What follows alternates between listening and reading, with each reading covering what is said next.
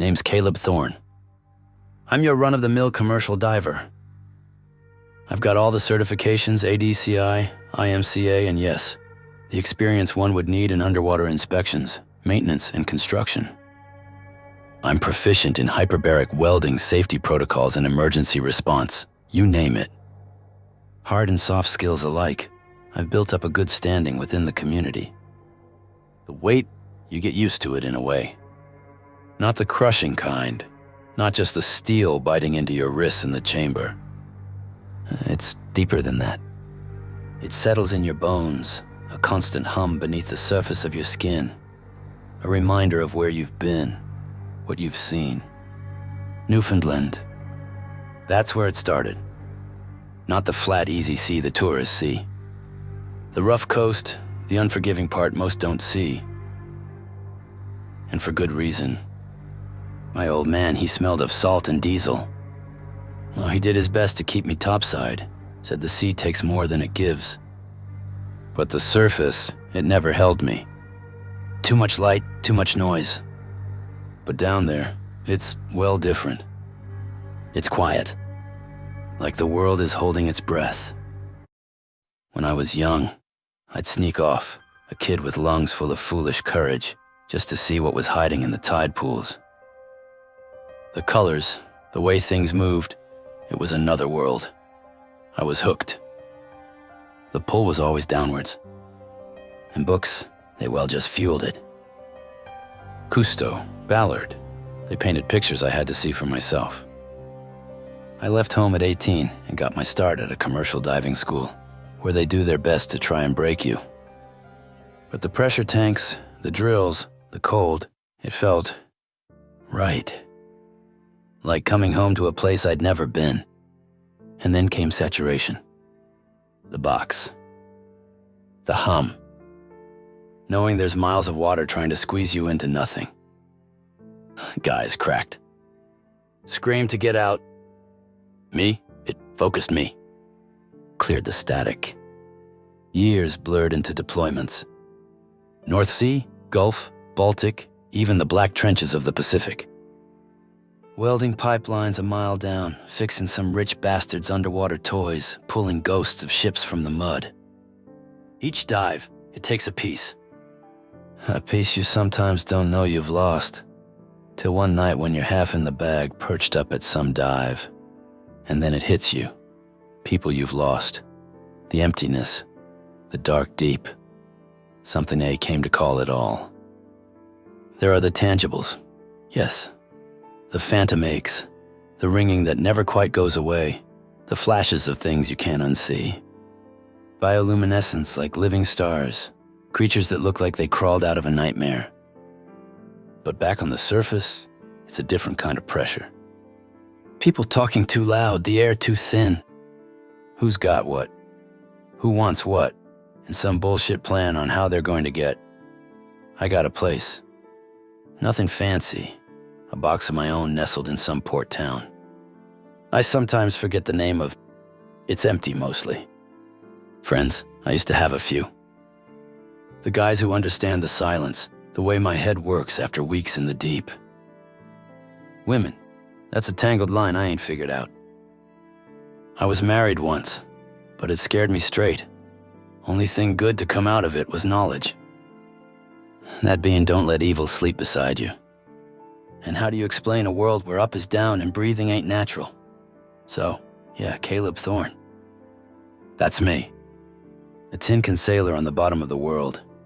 I carry the weight. It's part of me now. People have told me I've seen too much. I'm forever jaded, and I do see their point. I compare it back to when I'd been on a job stateside in South Florida. And by chance met my first celebrity. I had been getting toasted at yet another dive, my prep for my long stint in the dark deep, and lo, and behold a fella popped stool and sat next to me. Tony, he said his name was. Long story short, the two of us jabbed back and forth drinking all night, enjoying each other's company. Anyhow, a few years later on the news I'd come to find out Tony, or as the world knows him, Anthony Bourdain, committed suicide. And you know, the first thing that popped into my head was, he'd seen and done too much. I figured that, I mean, life tends to null when you've covered every secret hideaway and drank every drop of wine in Dracula's castle. We'd both in our own ways seen too much. Jaded your many paths. Back to current, the now, and whatever this new dive is, whatever's waiting in the dark, I'll carry those too, I suppose. It's what I do. It's who I am. The deep, the dark deep, it always calls you back. So there's a good reason in the span of 50 years, there have been only 65 underwater facilities in the world. And as of current, do you know how many there are now? One freaking inhabitable underwater structure in all the world, located in the Florida Keys, used mainly by NASA for astronaut training. But last week this all changed. Duke, my employer, phoned me late into the evening. Caleb, I've got a special one for you. This one is, well, a big one. Contract work. I can't get into specifics over the phone, but pack heavy. This will be a 6-month stretch. A 6-month trek deep, well deeper than I've ever gone before. Alone, to complete final welds on a DARPA facility so vast in size it didn't seem structurally feasible. The rumble of the transport plane vibrated through my bones, a familiar prelude to the deeper hum that awaited. Outside the small reinforced window, the vast expanse of the Atlantic stretched out, an indifferent blue blanket concealing the secrets below. This time, though, the usual sense of anticipation was laced with a nod of unease. Duke's cryptic phone call, the secrecy surrounding the tract, the sheer scale of the DARPA facility he'd vaguely described, it all felt different. I trailed off, recalling when I was 12, something my father had told to me one evening on our family porch.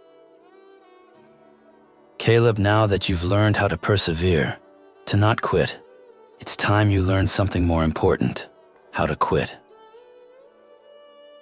I remember back then how contradictory those words came off to me. Spent most of my life doing my best to understand them, their real meaning and timing.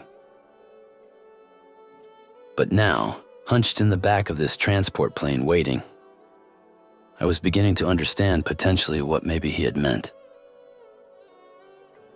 That being, the pull may be more important than the push, that drive, the never give up.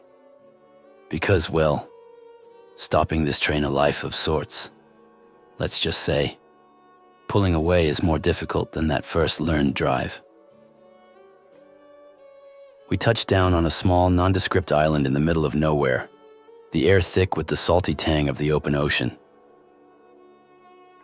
A couple of silent, watchful individuals in dark windbreakers met me on the tarmac, their eyes scanning me with an intensity that bordered on suspicion. No small talk, no pleasantries. Just a curt nod and a gesture towards a waiting helicopter. The chopper ride was short, but unsettling.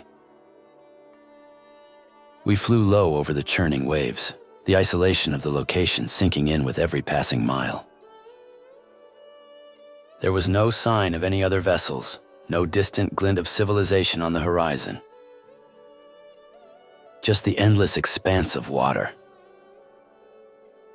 We landed on a semi-submersible platform, a squat utilitarian structure that bobbed gently on the surface.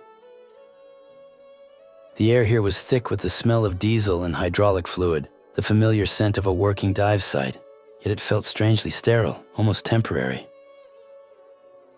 My gear was already waiting, heavy-duty welding equipment, specialized deep-sea suits, enough consumables for a 6-month solo stint. The sheer volume of it underscored the isolation of the task ahead. Usually there was a team, a support crew, the comforting presence of other divers. This time it was just me in the deep. The submersible assigned to me was unlike any I'd piloted before. Sleek and black, more like a research vessel than a commercial workhorse. It was equipped with an array of advanced sonar and navigation systems that hummed with barely contained power. The pilot, a young woman with tightly wound nerves named Elias, ran through the pre-dive checks with a meticulousness that spoke of high stakes. The descent began smoothly, the surface world shrinking above us as we slipped into the cool embrace of the ocean. The sunlight faded quickly, replaced by the ethereal glow of bioluminescent organisms drifting past the viewport like living stars. Elias maintained a steady course, her gaze fixed on the complex array of monitors. Deeper and deeper we plunged, the pressure mounting with a familiar groan of the submersible's hull. But this time, the weight felt heavier, the silence more profound. The usual chatter over the comms was minimal, just Elias's terse reports to the surface. Hours passed in the slow descent. The water grew colder, the bioluminescence thinning out as we entered the crushing darkness of the abyss. The sonar screen eventually painted the faint outline of the structure ahead, a colossal, skeletal form emerging from the black like the bones of some ancient leviathan. Even on the screen, the sheer scale of it was breathtaking, unsettling. It dwarfed anything I'd ever seen underwater. This wasn't just a facility, it was a city in the deep. As we approached, the details began to resolve.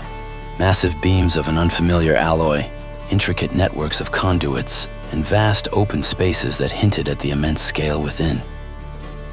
My assigned entry point was a docking bay on the structure's lower levels, a gaping maw of metal that swallowed the submersible whole. The internal lights of the docking bay flickered to life as we entered. The silence here was absolute, broken only by the hiss of the submersible's life support. Elias secured the vessel with practiced movements. "Good luck, Thorne," she said, her voice barely above a whisper. There was a strange mix of respect and something akin to pity in her eyes. "Comms checks every 12 hours. If there's anything unusual," she trailed off, shaking her head slightly. "Just report it." Then she was gone, the submersible's engines whirring to life as it retreated back into the black. I was alone. Surrounded by the colossal, silent structure, the weight of the deep pressed in on me, both literally and figuratively. This wasn't just another job. This was something else entirely. And as I took my first steps onto the metal grating of the DARPA facility, the only sound my own breathing in the heavy dive suit, a profound sense of isolation settled over me. The journey down had ended. The real journey into the heart of this underwater enigma was just beginning.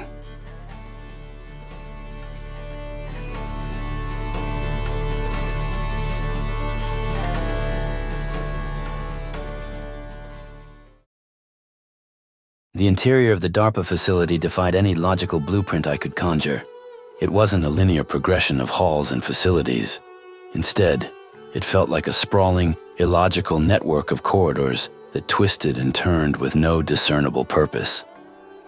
The metal walls appeared seamless, devoid of any rivets or joins, as if the entire structure had been 3D printed rather than built in any way I had seen before. The silence here came as a surprise to me, even more oppressive than in open water, a thick void that absorbed every footstep, every breath I made. Following a particularly wide corridor, one that felt strangely less industrial than the others, I came to a set of double doors. They weren't the heavy bolted hatches I'd become accustomed to, but smooth polished panels that slid open with a silent whoosh as I approached. From what I gathered from prior briefings, it shouldn't be here.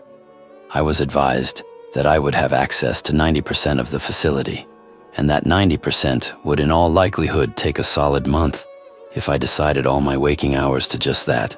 I didn't believe them, but they apparently weren't bullshitting. But I was dumbfounded by the presence of this double door that stood in front of me. It didn't belong, and it sent a jolt of pure disorientation through me. I made my way through the doors.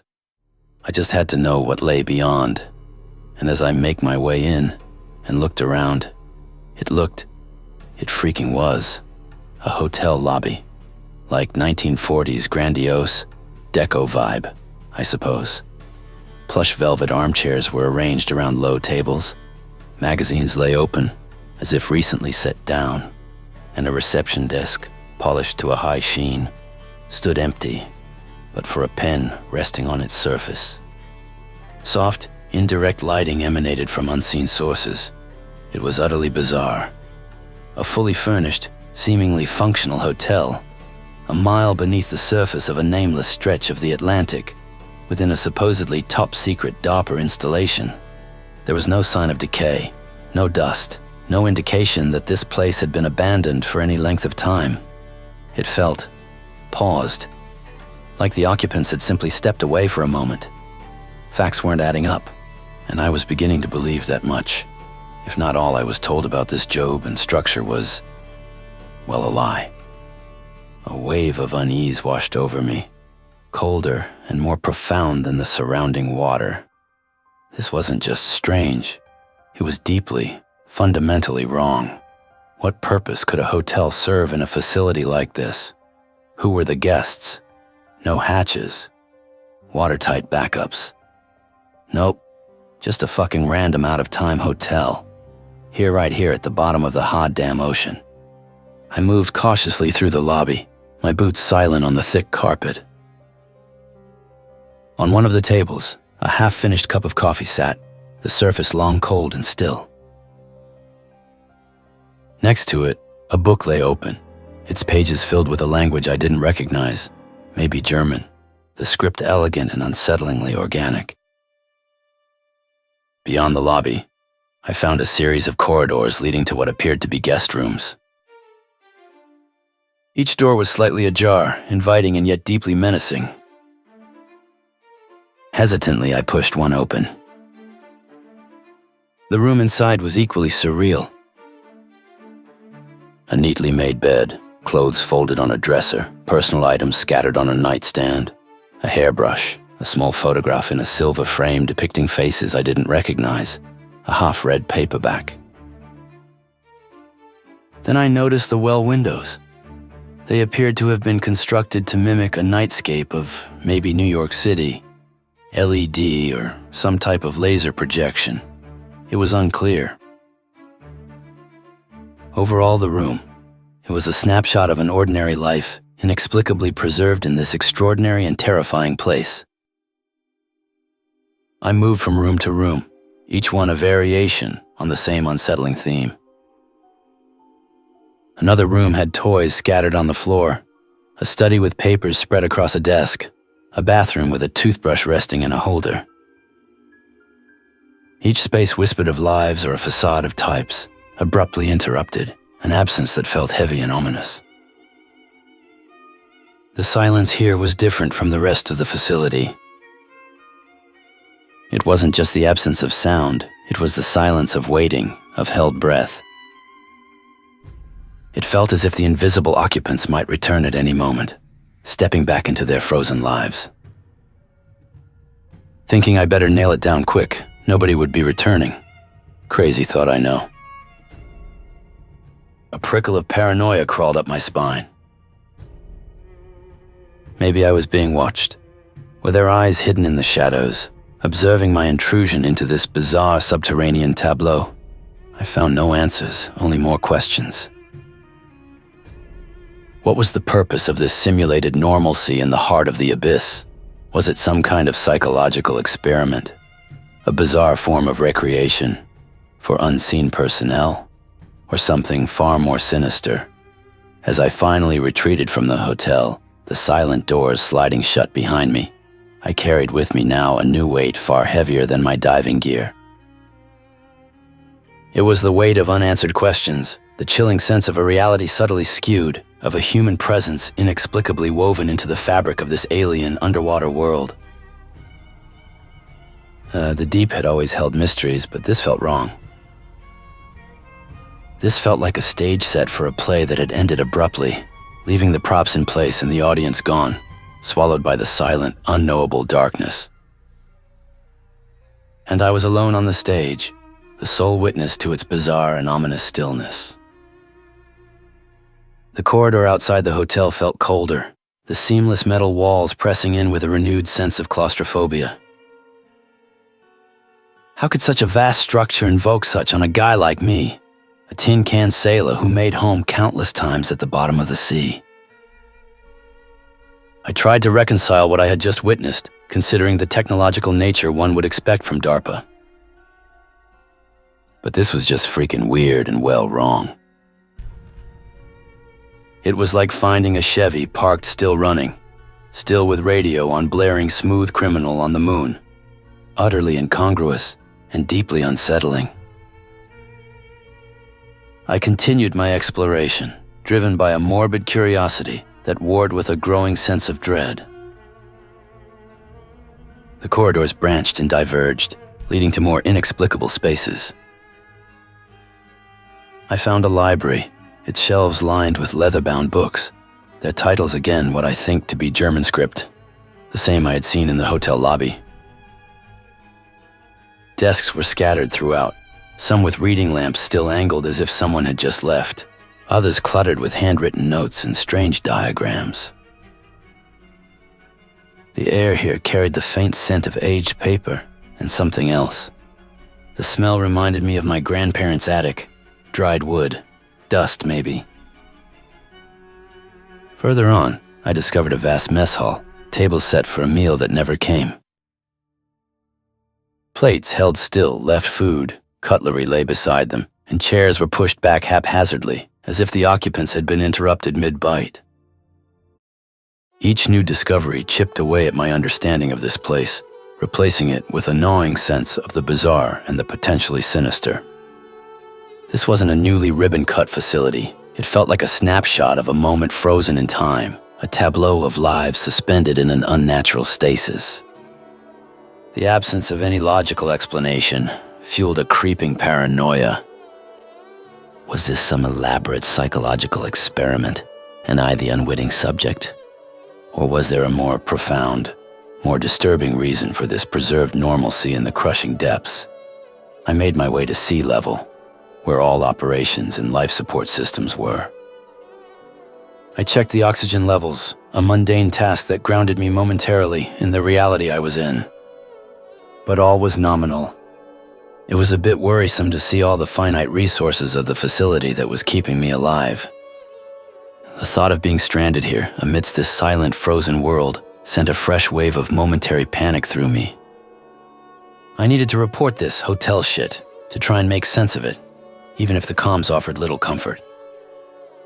I found my way to my living module, a bed, Spartan furnishings, subnominal lighting, but the space felt almost welcoming after the sprawling strangeness of the facility.